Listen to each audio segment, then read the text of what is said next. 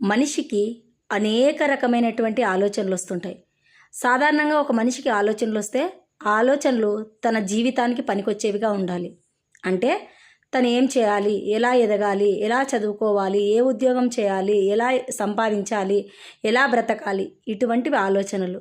అలా కాకుండా జీవితంలో జరిగిన చిన్న చిన్న సంఘటనలు కావచ్చు, లేదా పొరపాట్లు కావచ్చు, మంచి కావచ్చు, చెడు కావచ్చు, అతిగా విపరీతంగా పదే పదే ఒకటికి 10 సార్లు కాదు 1000 సార్లు ఆలోచించే వ్యక్తులు ఉంటారు.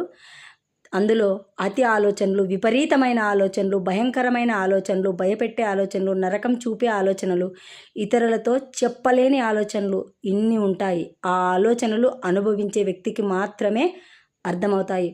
ఒక ఆలోచన నుంచి మరొక ఆలోచన, మరొక ఆలోచన నుంచి మరొక ఆలోచన, ఇలా ఆలోచన పరంపర కొనసాగుతూనే ఉంటుంది. అది ఎక్కడ మొదలవుతుందో, ఎక్కడ మనిషిని విడుదల చేస్తుందో తెలియదు. మనిషి ఆ ఆలోచనల చుట్టూ అల్లుకొని నరకం చూస్తుంటాడు.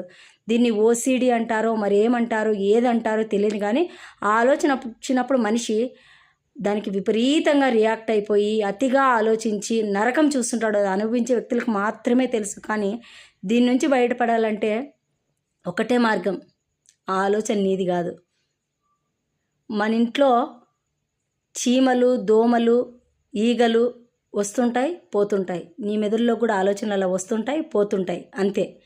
వాటికి నువ్వు అటెన్షన్ ఇచ్చి దోమలకి చీమలకి కదా చీమల మందు కొట్టినట్లా, దోమలకి అగరబత్తీలు పెట్టినట్లా నీ ఆలోచనలు కూడా నువ్వు తరిమి కొట్టాలి. అంతేగాని వాటిని నీ ఇంట్లోనే పెట్టుకొని, అంటే చీమల్ని, దోమల్ని, ఈగల్ని ఇంట్లో పెట్టుకో కదా, అదేవిధంగా నీ మెదడులో కూడా విపరీతమైన ఆలోచనల్ని పెట్టుకోకు. ఒక్క క్షణం ఆలోచించు. నీకు అవసరమా ఉంచుకో, అవసరం లేదా వదిలే.